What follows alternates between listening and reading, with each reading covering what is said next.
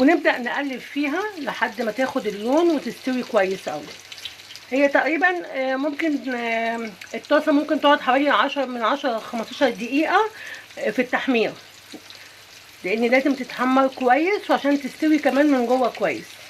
اهي هخلص الكمية كلها وهرجع لكم واقول لكم ايه اللي هيتم بعد كده. ادي يا جماعه، ادي شكل الفريخ بعد ما خلصت. طبعا انا مش عايزه اقول لكم ريحتها حلوه جدا، زي بتاعت كنتاكي بالظبط، ريحه وطعم ان شاء الله. طبعا ما تنسوش زي ما انتم شايفين النهارده ده غدانا النهارده. انا عامله طبعا عامله رز مبهر، وعامله جلاش بالفراخ والكريمه، وعامله كولسلو وبطاطس محمره. فطبعا كل الحاجات دي موجوده، كل حاجه موجود لها فيديو على القناه.